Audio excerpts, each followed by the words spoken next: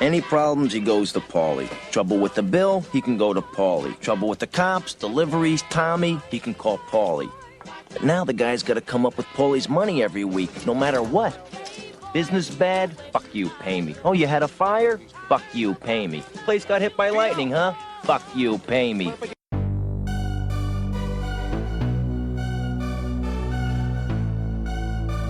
Episode 30 of the CutPrintFilm podcast is all about the worst movie ever, eXistenZ. Here are your hosts, Jeff, Dave, and Chris.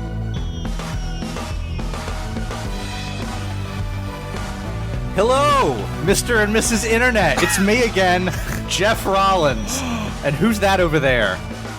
I'm 1/3 of your host, Dave Costel. And who's that over there? I'm 3/5 of your host, Chris Evangelista. Hi, I'm confused, but we're the CutPrintFilm podcast, and we talk about movies and such. We sure do, Jeff. Tee. What's the such? Well, walrus transformations. Fine baked goods. What have you. Politics. No politics. Okay. So how you guys been? It's been a while since I've seen you guys. I've been better. How have you been, audience? No, they're not going to Doesn't answer work. us. Technology isn't there yet. Not yet. We don't have butt cheeks we can touch to, we'll get into that later. Yeah. Yeah, just for your, be forewarned, today we're going to be talking about David Cronenberg's eXistenZ from 1999. Not his best work. No, so if you want to just listen to the first half of the show when let's talk about Tusk and The Guest And the Maze Runner. and The Maze Runner, then that's fine with us. You can turn off the second half of the show. Yeah. But if you are a real glutton for punishment, stay tuned. Hey, we're going to have some things to say. You'll see. Is that David Cronenberg, the inventor of the cronut? Yes, as a matter of fact, it is. I didn't know how to respond, so I just said yes. What? David Cronutberg? Exactly. Yes, David Cronenberg. All right, so you saw Tusk. I did see Tusk. How was Tusk? Can we stop saying that word? Is it about the character of Raymond Tusk from House of Cards? Oh, God. No, it's solely about the recording of Tusk, the album by Fleetwood Mac. Damn, The not so very good album. I've always wanted to see a film about that. No, Tusk. That is a bad word. Tusk. Yeah. I like it. It's got a nice hard ending. It's like Tusk. It's like a German word. Yeah. I don't know that for a fact. Yeah. Let's just all agree. We're all linguists, aren't we? Tusk is the latest Kevin Smith movie. Oh, that guy. Yes, and if you're not familiar with Kevin Smith, He's a large mammal. yes, that wears hockey jerseys and shorts at all times of the year. He is disgusting. Snooch to the nooch. I saw a thing on Snoochie Boochies and what have you. I saw a thing on Twitter where he posted a closet filled with his hockey jerseys, and he was like, "See, I don't wear the same one every day." And it's like, that's not something to be proud of, you weird man. Yeah, that's an odd collection to have. I feel like he's just stuck with it too long and can't get out It's of it. his thing, now. like Yeah. Bono with the goddamn glasses, and what's his name, The Edge with that beanie cap. Yeah. Well, knock The it Edge- off. You're 55 years old. Well, the Take Edge, it off. he is an Orthodox rabbi, so that's why he well, wears it. that makes sense. But I think Kevin Smith, he wears those jerseys because it's either that or like a muumuu at this point with his. But just put a fucking pair of jeans on and a t-shirt, please. Yeah, he could. Anyway, Tusk is a film It's about Kevin Smith's fashion sense, I believe. Yeah, I don't know why that bothers me so much, but it does. Tusk but I is- like Kevin Smith. Oh, Really? I'll get Sorry. into this eventually. No, you won't. You got Tusk something to read there? Tusk is a movie about a man that becomes transformed into a walrus by this lunatic old man played by the fantastic Michael Parks. Right. The walrus transformee is played by a bowl of vanilla ice cream named Justin Long, who does really nothing for this part. This could have been anybody. Does playing this anyone role. like Justin? He's No. like an actor I can't picture anyone being like, I gotta see that Justin Long Justin movie. Long is akin to Josh Hartnett, in which he is devoid of bland. charm and personality Right. whatsoever. But a lot of critics are down on Tusk. Like me, and I haven't even seen it. Yeah, I think that's most critics that haven't seen it Yeah. are down on it. But I think that's more of a reaction to Kevin Smith, who hates critics and has lashed out at them in recent time. I mean, it's hard to separate him from his Very work, hard. 'cause And- he's- it says a lot too, because like I think people are able to separate someone like Roman Polanski. I was just gonna say, who raped a girl. we can separate a man that allegedly raped a preteen Right. girl. Not even allegedly, he literally did it. Yeah. I mean, so But like people have no problem with that. But Kevin Smith, man, he's so He didn't fit on that plane seat, complained about it, and now he just can't make a good movie. But I think that a lot of that is Roman Polanski has craft. Yeah, he's really talented. Whereas Kevin Smith is just a heaping bowl of turds.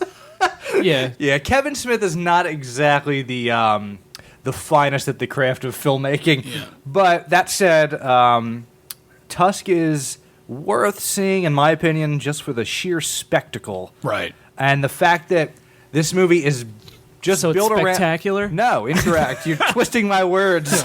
That's some Fox News work going on Listen, over there. Costello, I'll make short work of you. We already printed the posters. It's too late. We're gonna leg wrestle. Yeah, I think the fact that this movie is such a spectacle with the whole walrus idea, like Right. what is that about? And the fact that he kind of makes it work is enough reason to recommend seeing it at least once. You're not gonna get a whole lot out of this film. No. There's not much to get out of the film.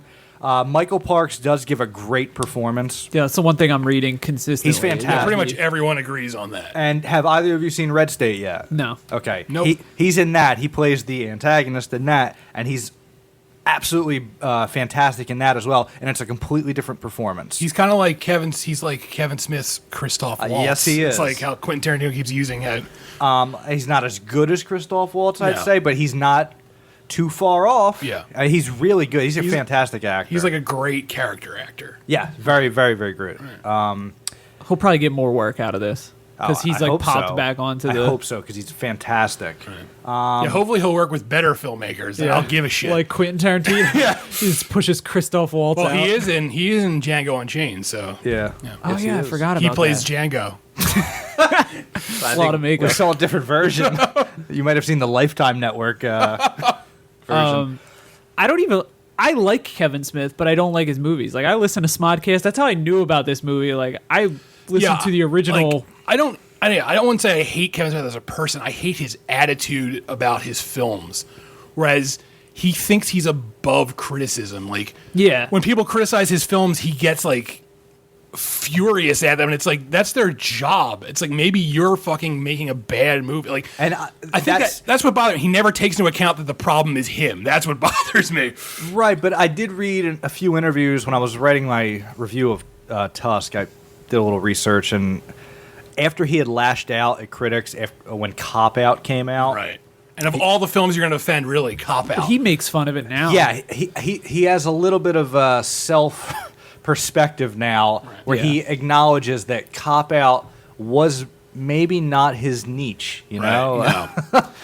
And I mean, he does blame Bruce Willis, but See, that's another thing that bothers me because it seems like he's just like blaming Bruce Willis. he said he tried to fit into the studio system, Right. and he realized that wasn't for him. Yeah.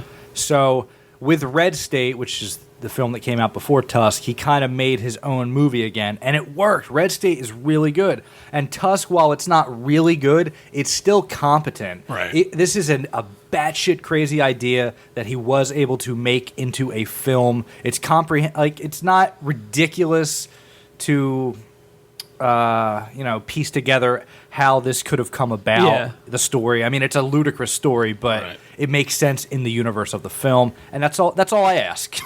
There's no Snoochie Boochies. There's no Jay and Silent Bob. Well, it seems like he's totally deviated from that. Thank Let's God. hope so. Thank Please. God. His whole thing with it was like before he wanted to make movies about like his friends, Right. so he did. And now with And this, people loved that. I Yeah. didn't like it, but that's what made a name for him. and then it got to the point where he was so famous that the movies about his friends was just him and Ben Affleck sitting on a couch. It's not a good movie anymore. Yeah.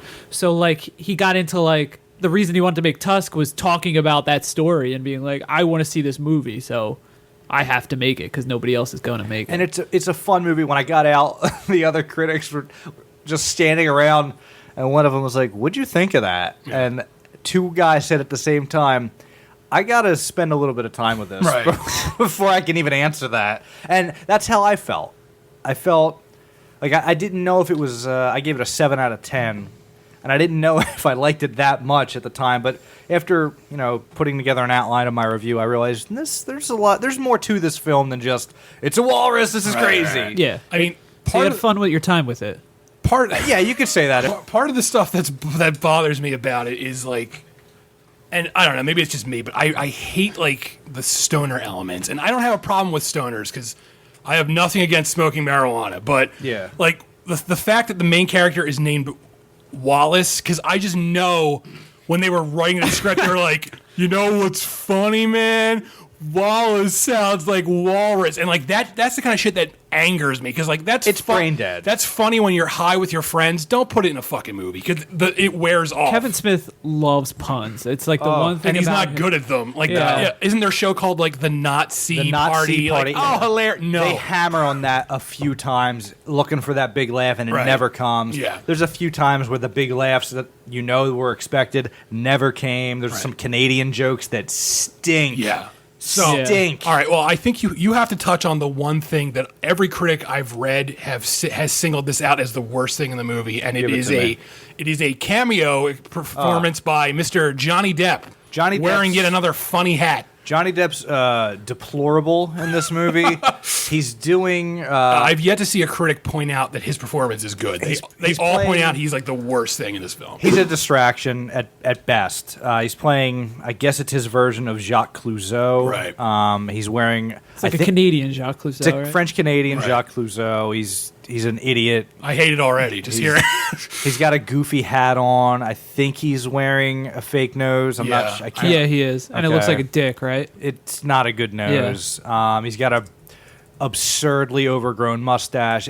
He's just a moron, and there's a 15-minute scene of him just talking, Oh. telling a story, and it's horrible. But, you get past it, just like you get past the Canadian jokes, just like you get past the fact that the main character, he turns into a walrus, and his name is Wallace. You just bulldoze through it and just enjoy yourself as much as you can. One review I read was saying it felt like Kevin Smith was afraid to cut anything with Johnny Depp in it, and that's why it just keeps going on and on. It just rattles Where on and on. Kevin Smith was just like, oh, I can't cut a big actor like this out of my film, so he just left everything goofy that Johnny Depp did in the film.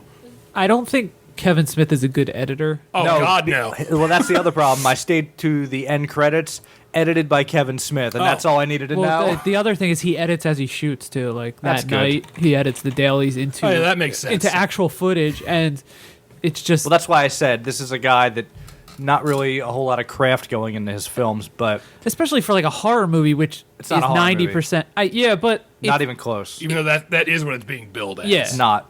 It's absolutely. No. It's a.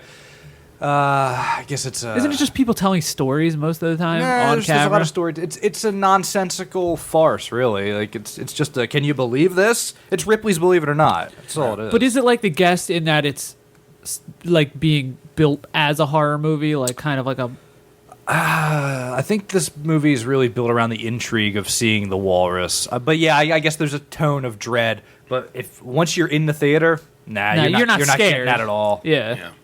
So you mentioned The Guest. I'd yeah. rather talk about that. Well, wait. Chris will be excited about this. Kevin Smith is filming a True North trilogy Oh, I know. We're tied together by Johnny Depp's character. Right, and Johnny Depp's daughter is going to be and she's in this film. In good. like there's a convenience store scene I've heard, and that's where Yeah, Johnny is it- Depp's daughter is. Maybe I'll just drink an entire thermometer. It's Kevin Smith's daughter too. and Johnny Depp's Yeah. daughter. So it's just like a. And the movie is called like Yoga Hosers because hilarious. That is pretty funny. Oh, I'm laughing inside. well, Moose Jaws is the third one. So Fucking kill me right now. we'll send Jeff to those. Thanks, guys. Okay, so what were you saying? I'd rather Is there talk a about- guest at the door? Come in, handsome Dan Stevens. Oh, those piercing blue eyes are gorgeous. Oh, what are you doing with that knife? Oh, it's inside me. All right, so a genre film that gets everything right, unlike Tusk, which again I haven't seen, is Or a genre? no, No, I I don't don't know. know what you're doing. or a degenerate like in Gattaca. Dave's trying to start a new bit. Is the film The Guest. Yes. So this film, it came out limited release last week. It's coming out wider October 3rd, I believe, is the date. So it's directed by Adam Wingard. He's directed a few films. He recently directed You're Next. And he does the framing devices for the VHS movies, right? Right. Yeah, he does stuff like that. And And he writes with his writing partner. Simon Barrett. Yeah. He also wrote You're Simon Next. Garfunkel? Yeah, Yeah. Simon and or Garfunkel. And You're Next, I didn't hate it, but it felt like it was missing something. It was okay. I'm I next. Yeah, you're next, Dave. You're next if you don't let me get this fucking story out. I loved the tone of You're Next. Yeah, I loved, like, You're Next was basically, it was like a send-up of horror tropes, and it was basically like people trapped in a house, but as a twist, one of the people in the house is really good at kicking everyone's ass, which is not like, you usually don't see that in the films. Everyone's just like helpless to the killers, whereas in You're Next, there's like a female character who's just really good at fighting them, and that was neat. But it still felt like, do you agree that like Your Next felt like it was just not quite? It felt like there was always a level I wanted it to reach. Right. And it never got there. And at the end, I was just like, oh, you could have man. done more with this, basically. Yeah. And pretty much everything they didn't get right with Your Next, they get right with The Guest. I read that the comedy doesn't hit in Your Next the way it does in The Guest. It doesn't. The comedy in The Guest is fucking great. So a basic setup of The Guest. Basically, Dan Stevens plays a man named David. He shows up at the house of the Peterson family one day, and they've lost their eldest son, allegedly in the Afghanistan war. He's a soldier. And Dan Stevens' character, he says, I was with your son when he died, and he wanted me to come just look out for your family. And so they welcome into the family because he seems like such a nice guy. And he's really dreamy. He's insanely charming. He has unrealistically blue eyes. I've never seen eyes this blue. It's insane how blue his eyes are. I fell in love with Dan Stevens in this film. So he comes into with the Peterson family, and the eldest daughter starts realizing he's not all he's presenting himself up to be. And I don't want to spoil it because part of this film is finding out exactly what his deal is. Yeah, we're basically catching up at the same rate that the family's catching up. Well, not the family, but the daughter's catching up. She's the one who finds out. Another nice touch. I like that. Was kind of nice the way they synced that up. Right. Sorry, go ahead. Are you going to keep telling? Because I had to. No. I love that when like things start to unravel in The Guest, they unravel insanely fast. Yeah. Like it just keeps getting crazier and crazier. It's handled so well. Like it never seems rushed. Like I feel like another filmmaker, had they made this film, the way that it starts being revealed what David's deal is, you'd be like, oh, this is happening too fast. But it works so well in this movie. Yeah, the pacing was excellent.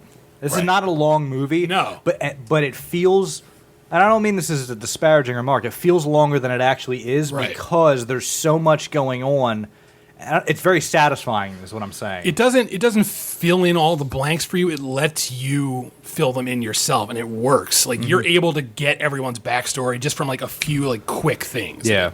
But the coolest part of it is that it feels like it takes place in the background of an 80s horror movie. Right. Yeah.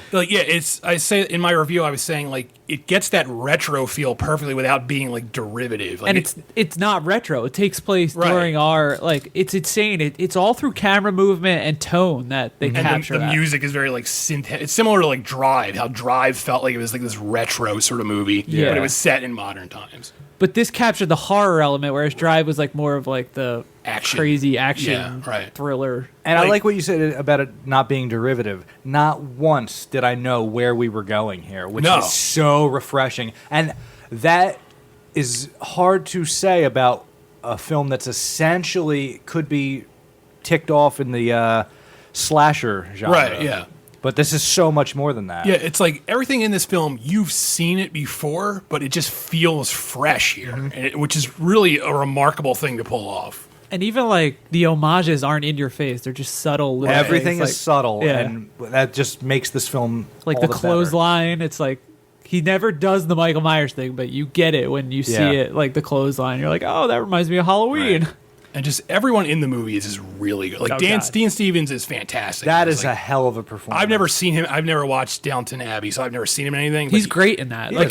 That's the problem with Downton Abbey is he was the best part, and then once he left, it was like, all right, well, I'm out. Like this is like a star-making performance, and like I want to see him in like a million things now because of it. And then everyone else around him is really good. I thought I don't know how to pronounce her name. It's like Maika, Maika. We'll go with that. Maika Monroe, as she's excellent. She's very good in this.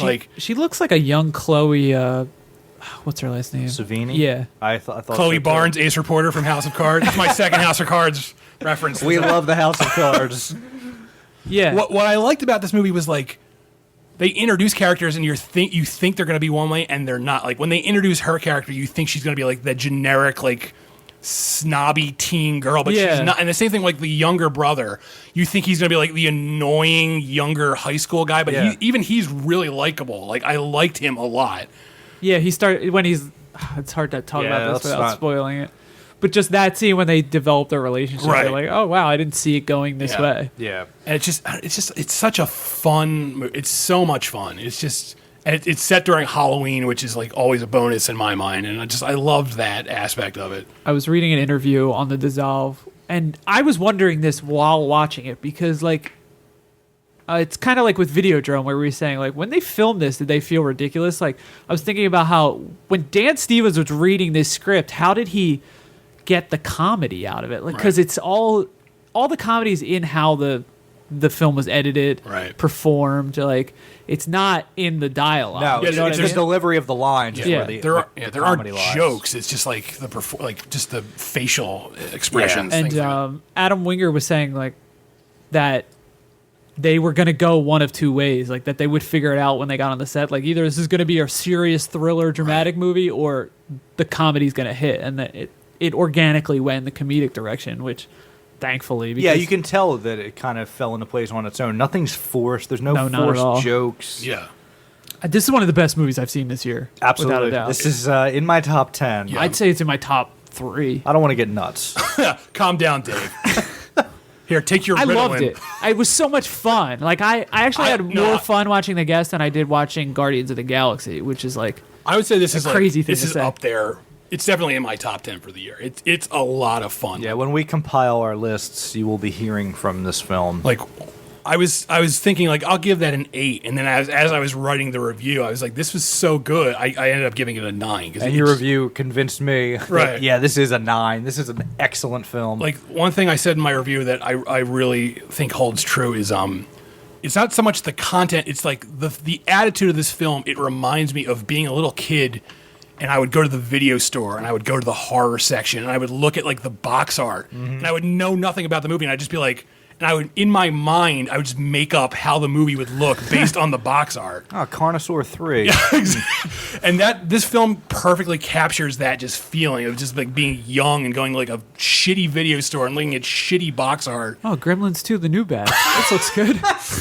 And He's smoking a cigar. What's this Castle Freak? Castle Freak. Oh, Cocoon 3. Cocoon. Not a real. Cocoon 3 is not a real movie. Yeah, but it's funny you say that because then the marketing and the posters for this movie are terrible. They make it look like I imagine it's hard to market this because a but lot you of could have made like awesome retro definitely, vintage looking, definitely, yeah. and which Mondo will probably do. 'cause Yeah. this, I mean, Adam Winger This and Mondo thing is have going a- to have such a life on Oh, yeah. video on demand and Blu-ray. This is like a cult movie just and that- from the yeah, beginning. It's strange because I read a review of it and they're like, not as cultish as You're Next. And I'm like, what are you talking about? This is like the definition of a cult film. I'm very excited to see what he does next. I don't know if it's going to be their next movie, but they also announced they're going to remake I Saw the Devil, which is That's a good it's movie. a Korean movie. And Yeah. that's a good movie, but I'm really excited to see what they do with it because that movie, even though it's good, it's so long. It just keeps going, and I want. What you mentioned that a lot of Korean horror for does some reason, that. yeah, I don't know what it is, but a lot of Korean horror movies, they have this tendency to just be very bloated, and I don't know what it is. Just I guess it plays better in that society like that, but just for me as a boring white man, as I watch it, I'm just With like no patience. yes, I watch it, I'm just like this. I would like this if it were just like a half hour shorter. Yeah, they said they're working on like they have a full script written for a World War One movie. Sorry, Walrus, yes. a World War One movie that they want to do, but like mature people, they aren't rushing into it. They said they wanted to get The Guest under their belt, and they like want to grow as filmmakers. So they said they're gonna make Right. that film. I Saw the Devil. Is that what it's Right. called? Yeah. Before they make their World War One movie, nice. which I'm insanely excited for. That Yeah. will be incredible. Or it should be. It could be an utter mess. But. Good. You never know.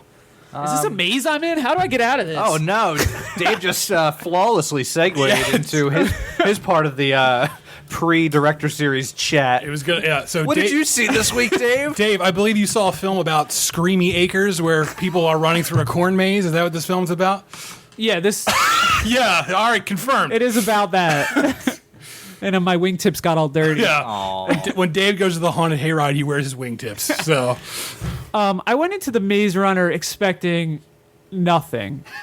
Utterly nothing. That's what you want to do. Yeah. And that's how I approach everything in my life, though. I just go in. Including like, every dawn. Yeah. Nothing's going to happen today. my eyes open and I just nothing. Yeah, pretty much. And I'm sitting there in my chair and I had no excitement whatsoever. The lights go down and it has an awesome cold open, which I wasn't expecting from a movie like this because you rarely get that with these overproduced movies. What I was expecting was a franchise where, especially since it's You open in a field. I'm just thinking because it's a first-time director that some guy like Ari Gold actually directed this movie, you know what I mean? By like, oh, it'd be a great idea if we had a shot of the maze with all the fucking subtitles coming out of it. You know what I mean? That's what I was an expecting. opening crawl where they explain everything. The future. You don't the get year, shit. The year 2012. It's just him. I mean, you've probably seen the trailer. The iPod has just come out.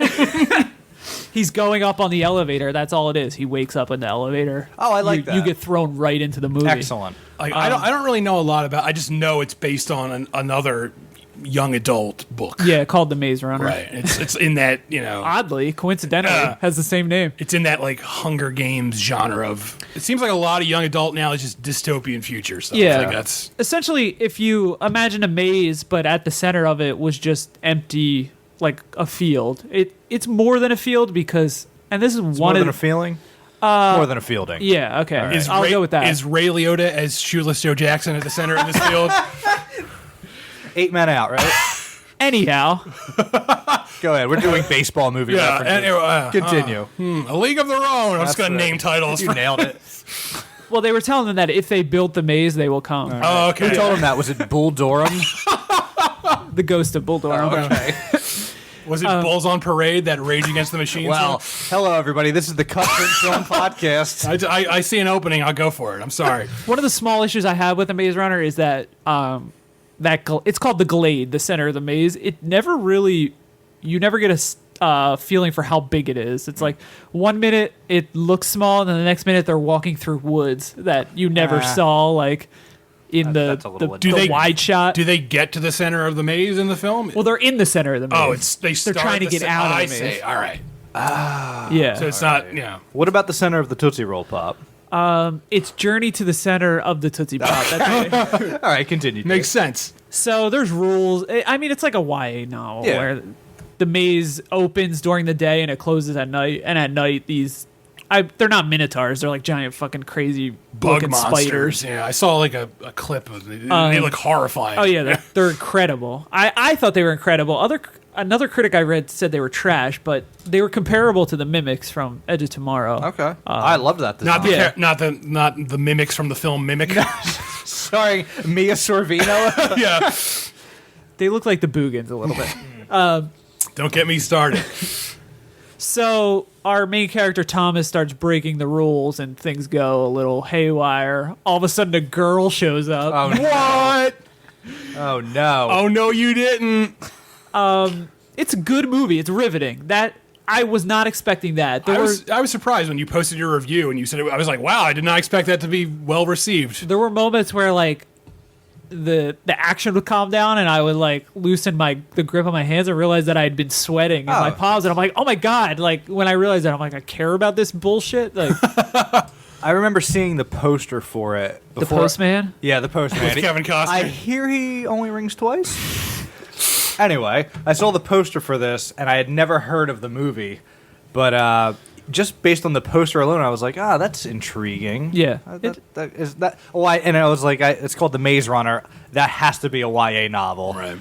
So I looked it up, and sure enough, it was. But the idea I thought was interesting. Unfortunately, it's a film completely undone by its ending. Yeah, well, they got to make 17 yeah. more of them. And you got to break the third one into 2 parts, Dave. Oh yeah, that's the rule now. Oh, the third one is always broken into 2 I was parts. not thrilled with the ending to the point where as much as I like this, I don't think I would be at all interested in Maze Runner 2. Just because That's it's how like, the Hunger Games left me. it was like, this is like it was pointless essentially at the end. Not that doesn't ruin it, but It just renders everything you Yeah. just saw as being a waste of I time. hate cliffhanger endings, even if I like the movie. it wasn't a cliffhanger. It was slightly cliffhangery, Right. in the same way that the end of Jurassic It's just Park the part is. where I make a joke about Stallone's cliffhanger. I hope so. I'm waiting. I won't do it. Or Is Cliff John- Howard. is John Or no, Lithgow? his name's Clint. Never mind. Cliff Howard. Cliff Clavin from Cheers. Yeah. All right, well, we've been doing this for 30 minutes, so we might as well stop doing it for a minute. Yeah, we're going to take a break and we're going to come back and we're going to talk about David Cronenberg's eXistenZ. And if you haven't seen that, you're better than us. Yeah, you're better off than everyone at this table. Here at CutPrintFilm, we do our very best to keep you in tune with the movie industry. We're revolutionizing the way you read movie reviews by putting them on the internet. Go to CutPrintFilm.com and we will guarantee you a pleasant experience. We're breaking new ground every day to bring you the finest material possible. We've partnered with such clients as MoreLikeRadio.com, AntiFanboy.com, and Joystick Jerks, the podcast. So check out all of that and more on CutPrintFilm.com. And remember, have a CutPrintFilm day.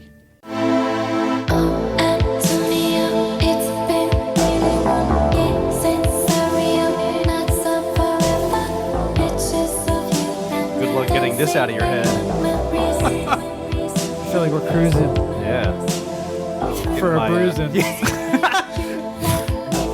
Yes. Stop punching me. Maybe get in my Camaro. Can you put, Do a little night this on a driving. mix for me? Yeah, sure. I will. I'll play it. Here's the play it good at part. I'll play at the high school haunted house.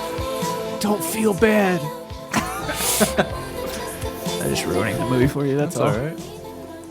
Hey everybody, we're Fuck this podcast. I'm just going to play this song the rest of the show. we're about to commit mass genocide Yeah. as we go into our discussion on David Cronenberg's eXistenZ. We're going to commit some war crimes any minute now.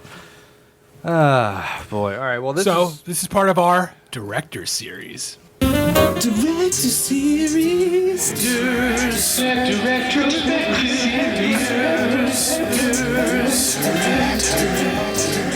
that's it. I think that's enough. They've heard enough. It's always funny. It gets me every episode. That's a little too long. Yeah. The trim like According to this MP3, there's 44 minutes left of this. of just Chris's action. Just my echo of saying action. All right, what are we talking about today, guys? Well, we were on a nice roll there with Well- David Cronenberg. We were having a good time, and then Jeff said, "I hate having fun." So, he out of all of David Cronenberg's film, he could have picked. Dead Ringers. He could have picked he Naked could have Lunch. picked any other He David could have picked Crash. He could have picked History of Violence, Eastern Promises, any movie, A Dangerous Method. any possible movie. Jeff said, "I know, How to Make a Cronut. I know. We're gonna pick eXistenZ. yeah. And I explained myself last episode by saying that You're an asshole." I said that I'm never going to watch this movie if we don't do it for this, so I might as well just pick it. That's not a good reason. To me, it was good enough. Because, you could say the same thing about murder. Like, I'm never going to murder someone unless I murder this guy.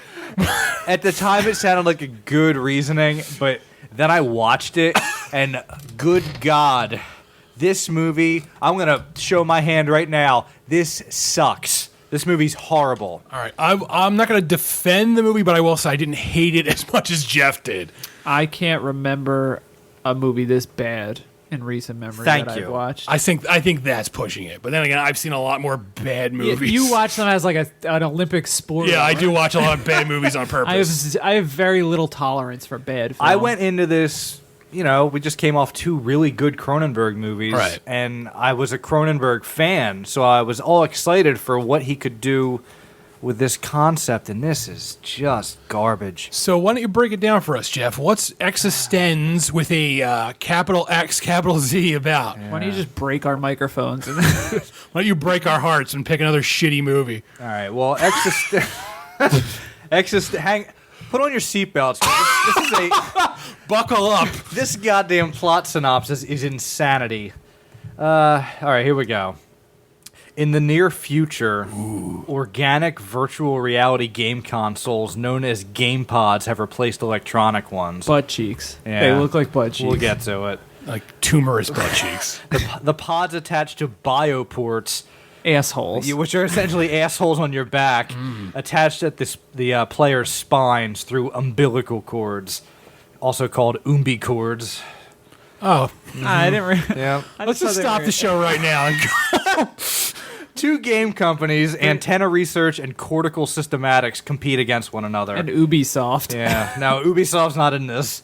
Antenna Research's Allegra Geller, played by Jennifer Jason Leigh, who is the greatest game designer in the world, is testing her latest virtual reality game, eXistenZ, with a focus group at a seminar. And if you're allergic to bad movies, you may have to take Allegra before watching. Is that a stretch? No, I like that. At the seminar, she's shot by a would-be assassin who shoots her with an organic pistol, which they pull a tooth out of her shoulder. Tooth gun. Yeah, it's a tooth gun. I'm going to say That thing is fucking creepy. the reason I can't hate the movie is because I love that gun. I do too. I love that gun and I love the tooth bullet. I loved it. As she's as her assassin is gunned down, her security guard Ted Pikel, played by Jude Law, rushes to Geller's side and takes her outside. The original J-Law. Allegra discovers that her pod has been damaged due to being prematurely unplugged during her assassination attempt. And to test it and fix it, she must plug into the game with a friendly player, who would be Mr. Pikel. Don't worry if you're lost, because it doesn't matter. No, and it doesn't get any better either. No. You're going to get really lost. Pikel and Allegra for some reason they go to a gas station who is manned by a man named Gas, played by Willem Dafoe. He's an orb of gas of just... No, he isn't, but it doesn't really matter. Gas gives Pikel a bioport with a air compressor gun. He gives him a copy of the film Biodome as well.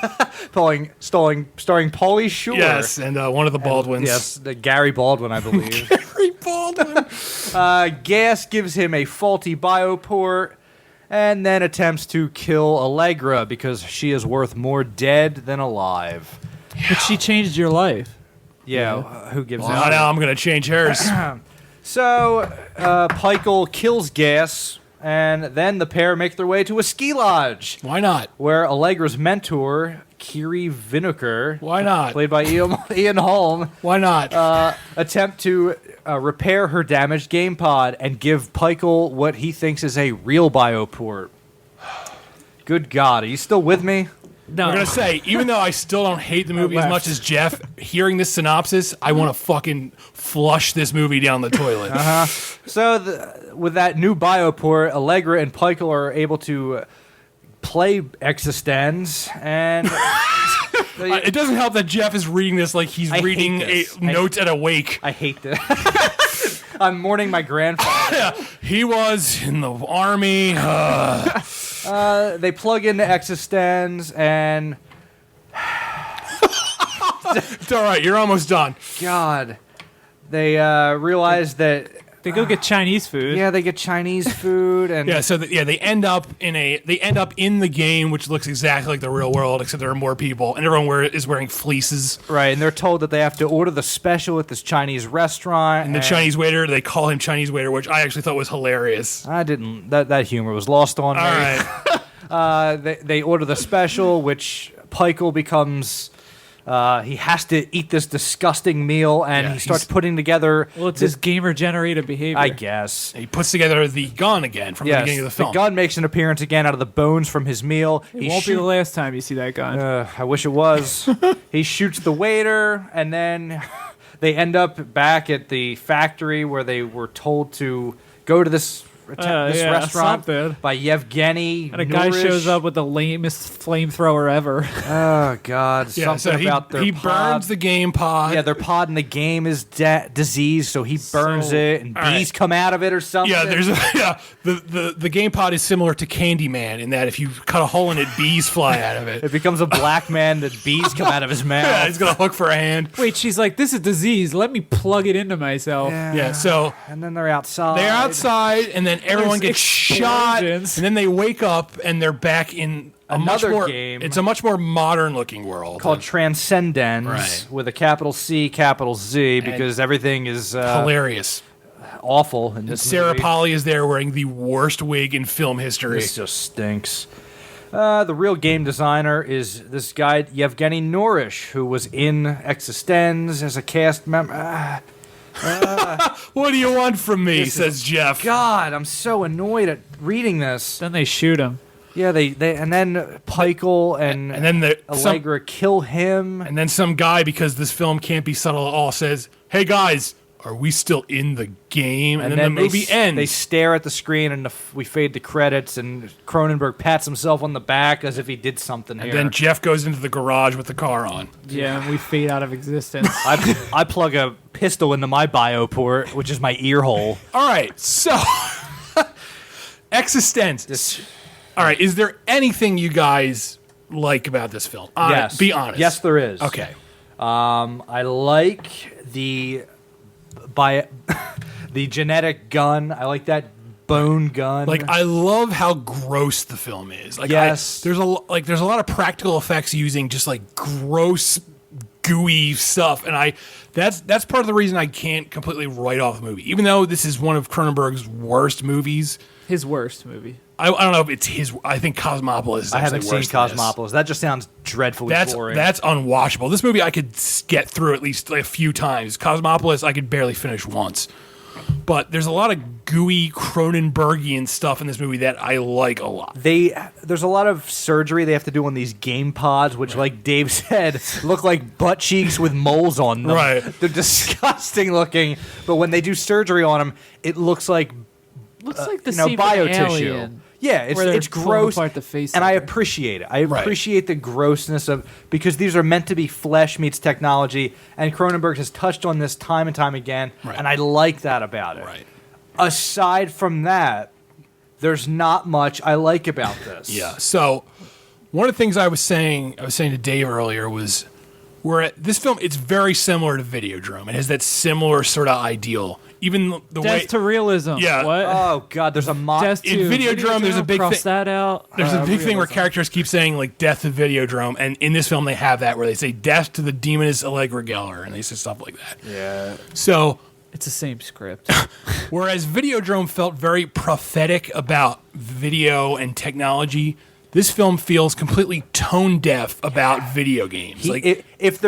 If there was anything he could have gotten wrong about video games, he got wrong about video games. I would say this is the official film of Gamergate, whereas it's basically about confused people trying to kill a woman. That's basically what it boils down to. And might I say that at the game demo at the beginning of the film, this might be the oldest group of gamers I've ever seen. There's like a 75-year-old man. It doesn't even make sense. They're in like a church, like it's a fucking AA It's a meeting. Unitarian church. Well, the church stuff is like heavy-handed, like technology meets religion, because they ask for 12 volunteers, like 12 disciples, come stuff on. like that. And no, I yeah, don't you're buy not that. I'm not saying I like it. I'm just saying that's what they're going I for. do not extend this olive branch to you, David Cronenberg. This is like the anti-Videodrome. Yeah. That's how it felt. This feels like someone watched a Cronenberg movie and then said, I want to make a Cronenberg movie, but it wasn't actually made by Cronenberg. Yeah, it's shocking how poorly directed. executed. Everything across the board. The performances are awful. the practical effects are good. The direction is awful. Some of the practical effects are good. A lot of them are terrible. When that Chinese waiter gets shot, Oh, in the that face? looks like a garbage pail kid. I like that. I kind of like the way he gets Really? shot You in the like face. that? I like because I Remember, this is 1999. Jeff looked like he wanted to stab me in the neck. It looked like a garbage pail kid card. It was horrible. I just liked how weird it was. Like, If David Cronenberg had killed himself after watching this, I would not have been surprised. Like, what did I just do? Jesus, that's a bit This much. is bad. Hey, It is I have a direct quote from David Cronenberg on the design of these game pods, which I actually liked. Even though you said they were butt cheeks, I like the game. I think they're neat. I like that they were like these fleshy. They look blobs. like Xbox controllers if they were made of skin, basically. But here's the quote, and this explains everything about this movie and what's wrong with it. They're positively beautiful. That's a direct I feel quote. so disappointed in David Cronenberg. That's after all I having felt watched when this movie. Well, actually, I felt that throughout the entire film, and I sighed so much throughout this film that I almost passed out. It's Cronenberg overload. That's what the film feels like. And Chris was saying earlier that none of it felt like a real movie. It felt like someone filming Direct behind to the Sci-Fi scenes. Channel. This It's like if you've ever seen like behind the scenes footage of people filming a movie, and it's like someone with a video camera filming someone with a real camera filming a movie, and you're watching that footage before it's like color corrected and the sound has been corrected and it's been tightened up. That's how this entire movie Like people just standing in a room. Yeah, like it feels like a rehearsal for the real movie. Yeah. And that alone shocks because Cronenberg, despite this movie, is still a really good director. And it's not on display here. This film feels cheap. It feels shoddy. Jude Law is fucking atrocious. he's god awful. they're all bad. The overall feeling I had watching this movie, and I wrote this in my notes.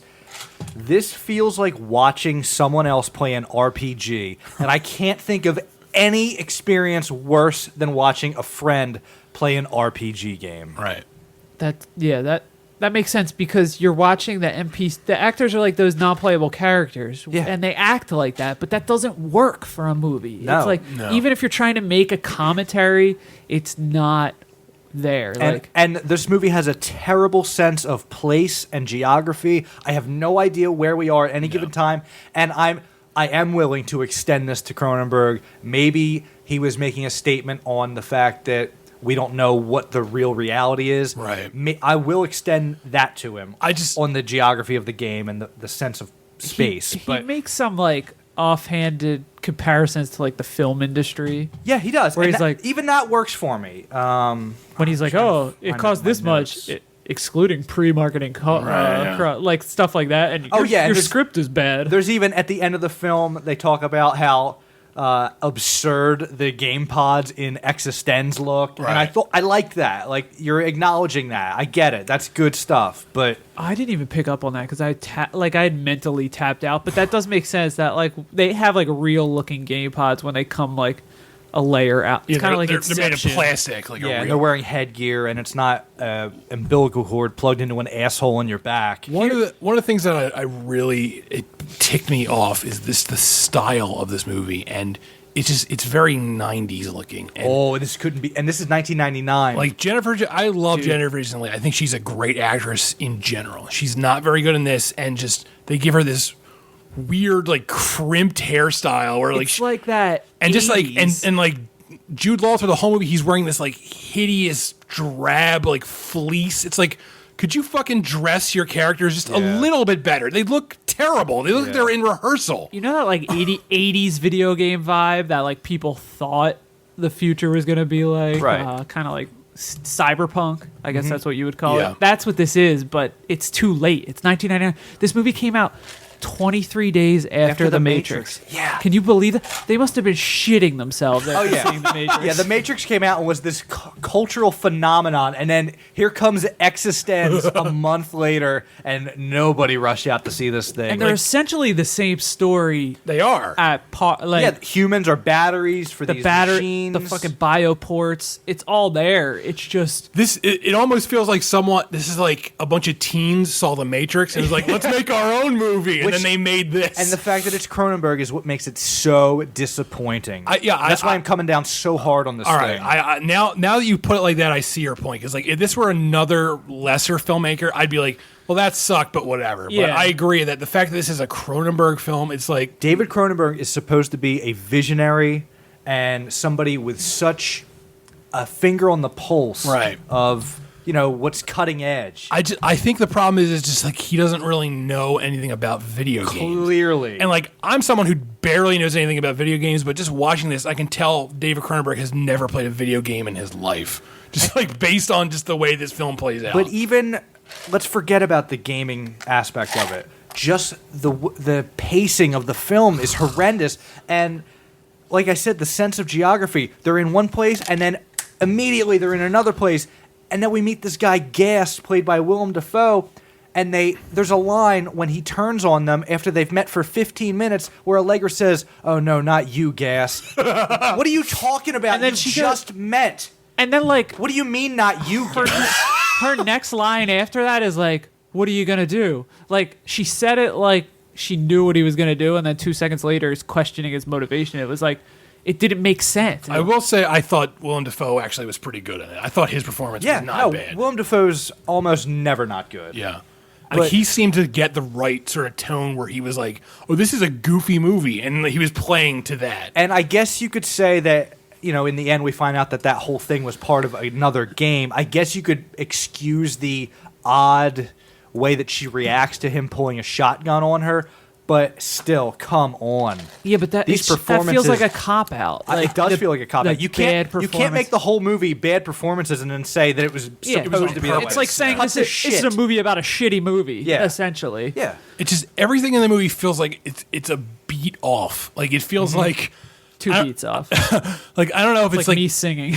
I don't know if it's like a problem with the editing or what. It really feels like rehearsal to me. Like if you ever see footage of people, they show up to rehearsal for a film, they're wearing their Like the street normal clothes. Yeah, they're wearing their street clothes, they have their scripts in their hand, they're just standing in a circle or they're sitting it's like a table read. Yeah. Like they show up and they're sitting at a table, they're fucking drinking coffee and they're just reading their lines. That's what this entire film feels like. This whole thing, like we talked about how good the performances of Jeff Goldblum, Gina Davis, James Woods were in these last Nancy two films. Allen. What's that? Nancy Allen. Encino Man. Oh yeah. Encino Man is a great actor. But even right down to the effects team, we are a step removed from the greatness that we had in the Chris Wallace team. Now we have Jim Isaac heading things, who was part of Chris Wallace's team, but he branched off, and he went on to do the effects in Look Who's Talking 2. Wow. Oh, did you do the talking toilet? Talking babies. Excuse me, he didn't go on to do that. He did the effects for Look Who's Talking 2. He did go on to direct Jason X, Which is just a terrific entry in the Friday the 13th series. I love Jason X. David Cronenberg is in Jason X, by the way. I didn't mean to suggest Cronenberg should have killed himself, but Jason X is the one in space, right? It sure is. I love that movie. No Go one to does. I was just very disappointed in Cronenberg after watching this. But he does redeem himself after this. He makes History of Violence. Oh, no, I don't think he's lost it by any means. He did lose it for a second, and he probably had a lot of trouble getting another movie off the ground. It looked like he had a lot of trouble so getting this off the ground. the film he made after this was Spider with Ralph Fiennes, and that movie is a very good movie. It's subtle, and actually doesn't have any of his like. Oh man, we could have picked that. That was Boy, I wish Jeff had picked that. It doesn't have any of his like weird takes in it. It's almost like he made this movie and he was like, "Oh, that didn't work out. Yeah. Let me do something different." There's not a single finger going into a body in Spider. There's no like body horror in Spider, but Spider is actually a very good movie. And then after Spider, he made History of Violence, which I would argue is one of his best modern movies. Definitely. His last three have been great. Well, I mean, besides Cosmopolis. Yeah, Cosmopolis, this Cosmopolitan, the drink. And they're like fingering each other's butt. They're like lubing up. It's obviously like an asshole. Jude Law licking tongues. Jude Law tongues. See, that didn't bother me, like because I Jennifer Jason Leigh's body. I like some ass play too. I would every love once in to a while. tongue Jennifer Jason Leigh's body for. But at that point, I looked at my wife and I didn't say anything, but I was thinking, You just Why stuck don't you your let me finger tongue into your other- body into part? your no, fist I like wanted this. to turn this off and sell the house and just move out into the plains. But Jude Law has hair in this film. I don't understand what's happening there. He's really bad. In He's this. he's atrocious. He's the worst person in the film. I don't know why, because He's playing it as though he's a pouty little boy. I don't get this performance at all. And he's doing this awful American accent. Oh, it's bad. He keeps slipping out of it too. It's so bad.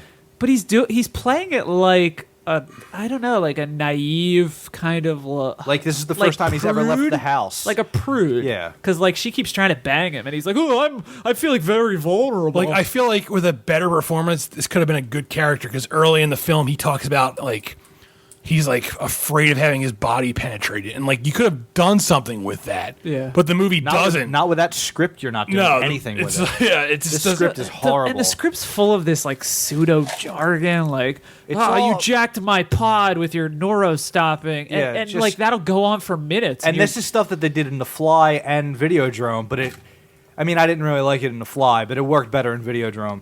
It doesn't work at all in this film. You're just like, what am I listening to? This is garbage.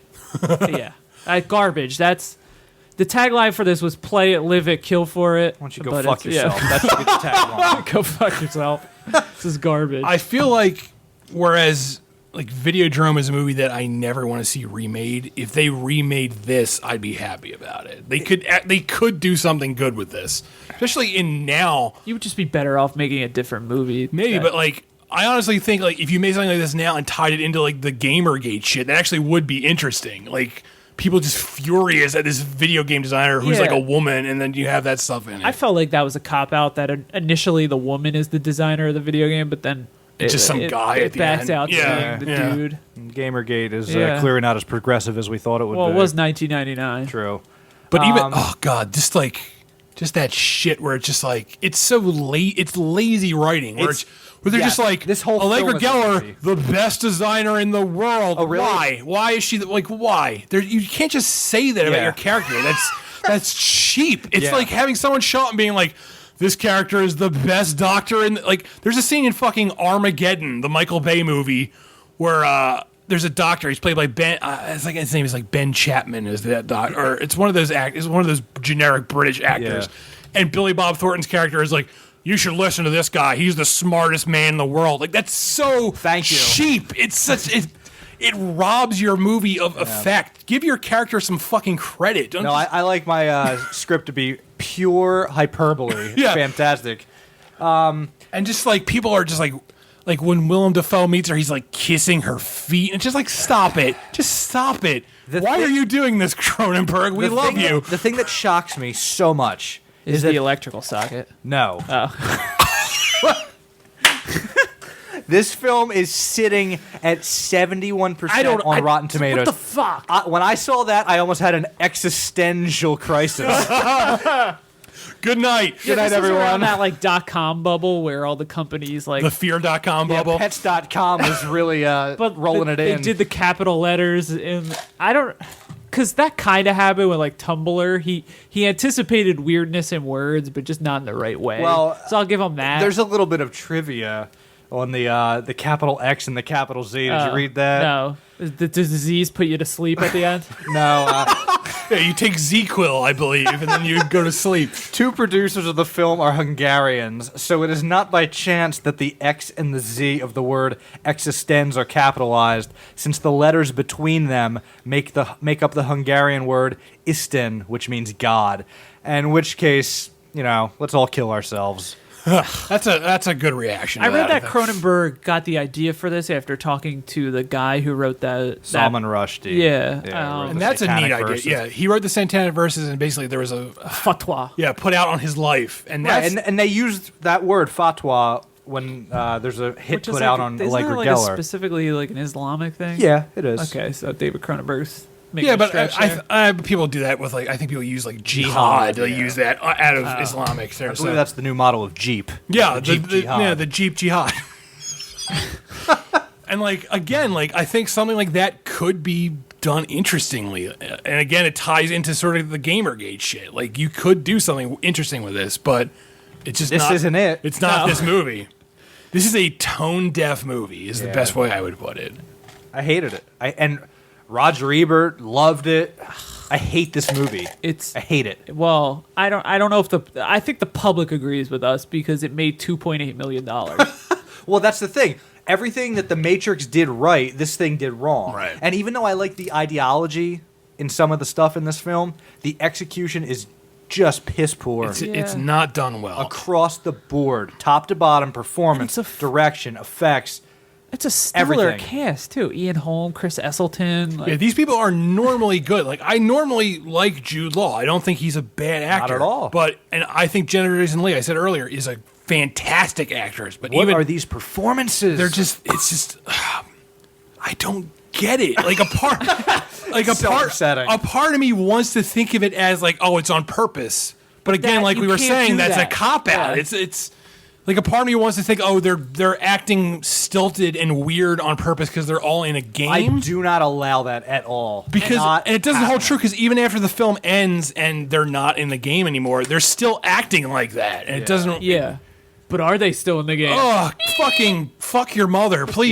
Yeah. Jeez. I know I half-assed the plot synopsis, but don't even spend a minute like that fretting half an about ass that. that was a controller on their left. Yeah, they're playing with half-asses in the game, so No, but what the fuck was I just gonna say? probably nothing important. Yeah, I don't think it was. It was probably worthless jargon about Don't this horrible film. even bother watching this film. Watch any of David Cronenberg's other much better movies. Yeah, I would say 90% of Cronenberg's work is stellar, and just this is not. This is not lumped. This into was that. not the way to go out on this series, and I apologize. Jeff owes us all an apology. I apologize to both my co-hosts and all the listeners. I'm sorry Jeff about owes this. us all an arrangement from Edible Arrangements. Here, I don't think much of you. Here's a fruit basket. I'm sorry your mother died. Well, you know that scene in Videodrome where I brought this up earlier, I think, where James Woods is whipping the TV, and it's Yeah. like we're like, oh, they must have felt ridiculous doing that. Like, oh, I wonder if this is gonna play well. And I can imagine everyone on this film feeling that way, and then watching it and being like, oh fuck, Yeah, I it can't- was as bad as it felt. I would love to know Cronenberg's thoughts of this movie now. Like, I wish I could like interview him and ask him, like, come on, spill the beans on what you think about There is eXistenZ. not a lot on this film on the internet. There's not much at all. There's no extra features. I mean, There's he's- no behind the scenes. I mean, he's an intelligent guy. He's got to realize this didn't turn out the way he wanted it to. Well, turn you can out. talk to him if you go down to David Cronenberg's ice cream shop. All right, I think I'll it's have time the for chocolate and vanilla twist, Mr. Cronenberg. All the cones are pulsing and shooting blood everywhere. I think the best way We'll have the new flesh, one scoop. the best way to sum this up, Chris already said, this is a tone-deaf film on gaming. right. It's just completely So if you tone-deaf. want to watch a movie about gaming, don't watch this movie. Maybe watch Gamer with That's gotta Gerard be better. Butler. That's That's gotta be probably a better. better movie than this. If you die in the game, you die in real life. Or The Wiz. Maybe watch... yeah, maybe watch is it the one with Fred Savage and the Is that Power Wiz Glove? Khalifa? Yeah, watch Wiz Khalifa. Well, I don't even know where we are anymore. Okay, How did I get here? So next up, we mentioned this gentleman earlier, Roman Polanski. Yeah, Right. he's the next director. He is the rapist we're going to be talking about later. Yes, exactly. We're gonna try and look past his earthly sins. His malfeasance. Yes. Or at least we'll get to it chronologically as it appears in our list. He's of had an films. interesting life. I mean, he survived a concentration camp. His wife was murdered by the Manson family. He raped a girl. Yeah. He fled the country. Yeah, It's a very interesting life. Do not be under any impression that we don't think that this guy's a piece of garbage. Oh no, he raped a girl. That's a bad thing. But he is a wonderful filmmaker, and that's Absolutely. why we're going to be touching on some of his films. So he's next in our director series. So watch Knife in the Water if you want to keep up with Yeah, us. that's the first entry. And it was Polanski's first feature film, so we're starting out with the first one. all right. Let's do some recommendations, boys. Hell yeah. Who's picking movies? Cut, print, film, cut. Who's picking movies? Cut, print, film, cut. Who's picking movies? Cut, print, film, What cut. is happening? I forgot we were doing that one. It took me completely by surprise. Okay, I'm gonna pull the curtain back here. I love listening to these things for the first time on the show, and I just had a great time listening to that. Who's picking movies? The CutPrintFilm podcast. That's who. Yeah. Who? I'll go first. Okay. My pick is the 2001 film Frailty, directed by Bill Paxton. Watch yourself there. Yeah, so this film it has Matthew McConaughey in it before the McConaissance, before his big comeback, and everyone was like, "Oh, this guy is actually a really good actor." This was the very first time I thought, wow, McConaughey is He's quite an excellent. actor. So Bill That was Paxton. Fool's Gold. No. No. So Bill Paxton, the actor, directed this film. It's a horror movie. Very few people saw this. I remember this movie came out on my birthday, April 13th. Happy birthday. Thanks, everyone. And for my birthday, I went to see this, and the theater was empty. So very few people saw this film, but I think it's an underrated, excellent movie. So the film stars Matthew McConaughey. He plays a guy. Powers Booth plays a sheriff. Powers Booth, the great character actor with a great name. Awesome. He arrests Matthew McConaughey under suspicion of murder, and Matthew McConaughey spins him a tale of his father, played by Bill Paxton, how back in the day, Bill Paxton said he basically received a message from God, and his message was he had to kill people who were also demons. So Bill Paxton and his two young sons, one of his young sons is McConaughey's character when he was a kid. They kidnap people and they brutally murder them with axes. Yeah. That's good. And I don't want to spoil it because there's a lot of twists in the movie, and it's a dark, moody movie. It's great. It's really well made for Bill Paxton's first directorial film. I think this is actually the only film he's directed so far, probably because no one saw this movie and he gave up. It's so good though. But it's excellent. It's an excellent movie, and it's just. I won't say it's subtle. It's a little over the top at times. Well, it's Bill Paxton. Yeah. But yeah, it's like his character from Aliens in film form. It's a fucking dry heat, man. Like, there's a part in the film earlier which is so bad. Game over, man. There's That's at the end of eXistenZ. Yeah. Game over. There's a part where Bill Paxton, he's sitting down with his kids, and his kids are eating dinner. And his one son goes, "I sure love peas," in this accent and voice. And Bill Paxton goes, "Careful there, son, you're going to turn into a pea." And that's a terrible scene. But don't judge the film based on that scene, because it's a really good movie. It's creepy. There's a twist at the end, which is really well handled, which you're not going to see coming. And it's neat. It's a titty twist, right? Yeah, it's a titty twister. It's a buttery nipple, I believe. So 2001. Purple nurple. 2001's Frailty. What was that? Is that the goo from eXistenZ? Yes, it's a game. It's the game pod the being game pod. turned on from eXistenZ. Moving itself. And that's about eXistenZ for you, Dave. I'm gonna go off book a little bit here. You're recommending a book. Do then. something I don't normally do. Oh, I'm really excited to hear what this is. And I'm gonna recommend a documentary. Get the fuck out. No one saw this coming. And I wouldn't do this if I didn't just watch the most affecting documentary. Do you mean a dogumentary? Did you yeah. watch the Shaggy DA? All right, Did you watch Air Bud Golden Receivers? guys, this is no laughing matter. All right. I watched this fucking movie and it put me in like fits of anxiety and terror. It was called Epilepsy. It's on HBO Go right now. It's called Terror at the Mall. Oh. My younger brother recommended it to me. And, oh, God, it is... Okay, so last year, do you remember when that mall was invaded by Yes. terrorists in Kenya? Yes. Oh, I thought you meant around Christmas time. No, sorry. By Al-Shabaab, Yeah. Yep. a segment of Al-Qaeda. Well, this is a film entirely put together from security cameras inside the mall. Oh, so it's a feel-good movie. Good God. And witness interviews of like the survivors' interviews. It is fucking intense, but it's kind of important that you watch it. I was saying to Chris before the podcast, like, this is my first recommendation that I'm insisting you guys watch. Like, All right. it was a good fucking movie. Like, and it scared the shit out of me. Is there like a narrative to it, or is it just... It follows the day, like Okay, all right. like chronologically as the events unfold, and it jumps into it pretty quickly. So it's sort of like the film Chopping Mall. Yeah. It's like Mall Madness. Yeah. That was actually the working title, but That seems a little insensitive. yeah, that's why they changed it to Terror at the Mall, which It's kinda is like- essentially the same. It's kind of like Mallrats, right? Where That's a well, good there's less film. Kevin Smith. How many Snoochies and or Boochies are I there? I tweeted Kenya no after I saw this. wow. How like brutal is the footage? Like, is it upsettingly brutal, or is Yeah, it? Okay. I almost cried while watching it. All right. Well, you So I'll all have no problem though. Yeah, Jeff will be like, Yeah. Well, Jeff's a he'll be robot. popping popcorn in his mouth. Like, I don't get it.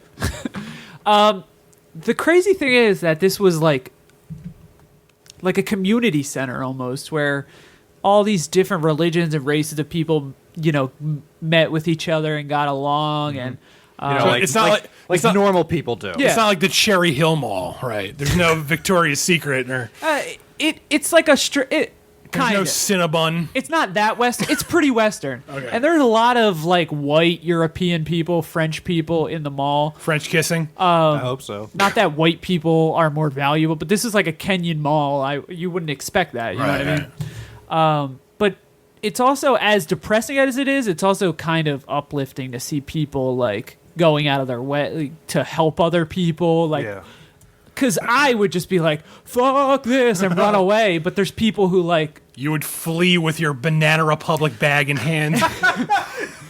they're about to run out and down the corridor see a kid, and it's like, what do you do? Like, people are shooting bullets. You have to go back for the kid. Like, stuff like that where it's brutal, but Jesus, 71 people died in this attack.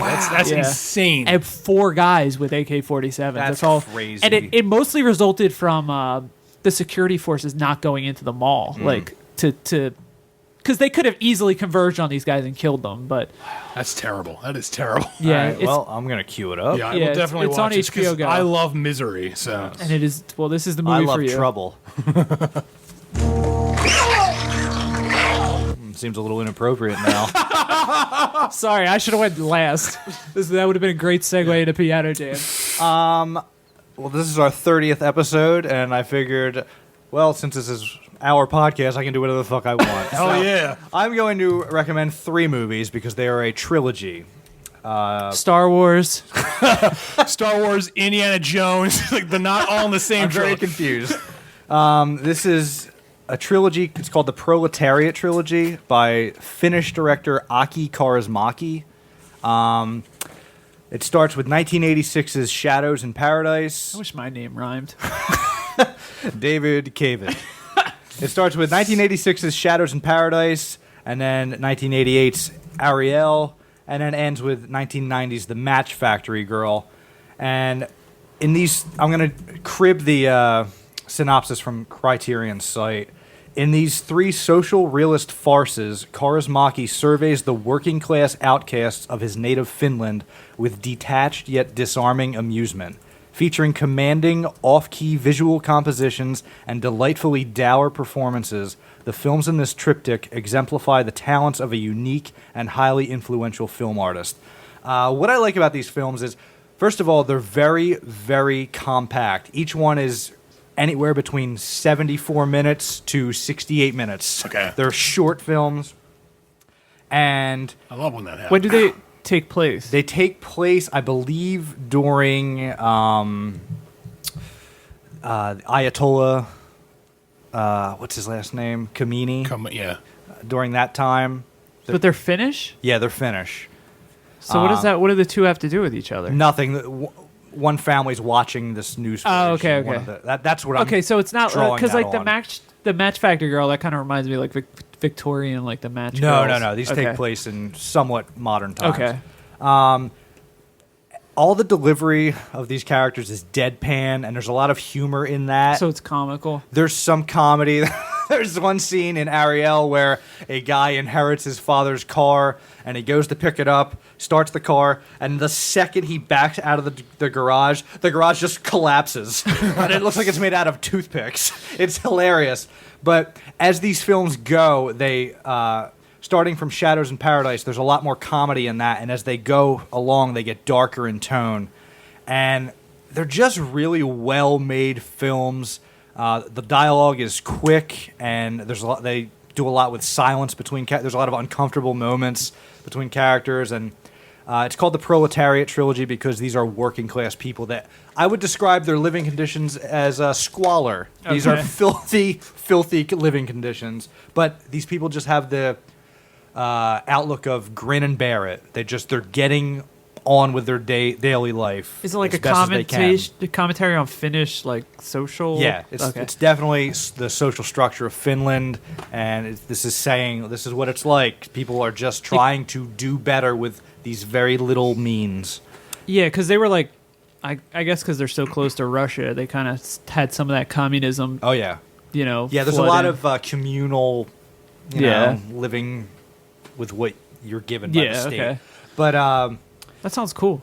A lot of Kaurismäki's direction and style is cribbed from Wes Anderson, which is why I think you'll really like it. There's a lot of Wes Anderson in these films. Well, there's a lot of Kaurismäki in Wes Anderson films. Right. Wes Anderson is not a time traveler. No, absolutely not. Not that we know of. And Kaurismäki's still kicking. He directed The Man Without a Past. When this came out, right? He directed the Oscar-nominated The Man Without a Past, but didn't win. He also boycotted the ceremony because he disagreed with George W. Bush's war policies at the time. What does that have to do with the Oscars, though?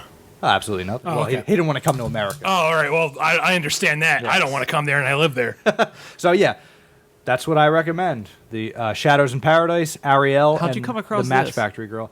Another podcast. Just stop it. I know. Listen God, to Jeff. fucking other podcasts. Stop getting joy out of movies and podcasts. We have to only the very thing we're doing. Only listen to stuff about eXistenZ. With that, it's time to kill ourselves. Nice and loud over there, piano guy. He's turning it down. Yeah, he turned the volume down on his piano. His baby grand has a volume knob. on Saying it. he, but this week the piano's being played by Whoopi Goldberg. Oh, a well. celebrity pianist. You take work where you can get it. That's right, Whoopi. Nice eyebrows, girl. Get it. And Curtis Mayfield and Robert Loggia are here. Guys, we don't have enough money to pay you both. We don't have work for you. Thank God we paid them in peanuts. that we threw on the like floor. elephants. Yes, it's the Lone Star Steakhouse. Yeah. Our table's ready. Table for 3.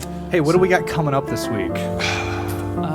What do we have? Review of the Box Trolls. Well, I was hoping for something better than that. Well, I will be seeing The Equalizer on Tuesday. I was hoping for something better than that. Sorry, Jeff. I will be seeing Skeleton Twins, starring Bill Hader and Kristen Wiig. And I will be seeing Alexander and the no good, shit. rotten, whatever it is. Rotten Tomatoes. So what other shows can you listen to, kids? Can I plug my other podcast about movies? Yeah, what's it called? It's called Godfellas. We review Martin Scorsese I don't understand what you're doing. from a Christian point of view. Ah, that sounds delightful. Anti-Flan Boy. Ah, yes. You can find them at antifanboy.com. So weird how they have a different URL. I don't understand it, but they review flan from various Mexican Is it a restaurants. cake? Is it a pie? Is You'll it never Jello? know. Is it pudding? We don't know. It's a mystery. Joystick Jerks at joystickjerks.com. They are jerks, too, aren't they? They are. They stole my girlfriend.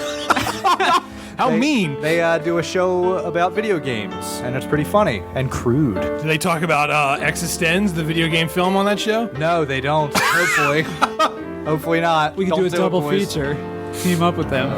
And then they'll lose all their listeners like we're going to. Also, morelikeradio.com. That's a place where you can go to listen to 1,300 podcasts. Yeah, all of them about the same thing. The 1300s. Yes. And also, while you're at it, go to our site. It's CutPrintFilm.com. We put a lot of work into that. Yeah, for we no one. We just got a few more writers. Yeah. And, we're excited. Hey, calm down there, Whoopi. Jesus, you leaned hard on that F sharp. It was me turning the knob up. Don't ruin the illusion. I think that's about it. Well, This week. yeah. No more Cronenberg. Yeah, next week it's strictly Roman Polanski. Yes, we're gonna have some Russian hands and Roman fingers. Ooh, I like it. Cronenberg, you're Donenberg. That was terrible. Oh Dunnenberg. my goodness. Gonenberg? Good night and good luck.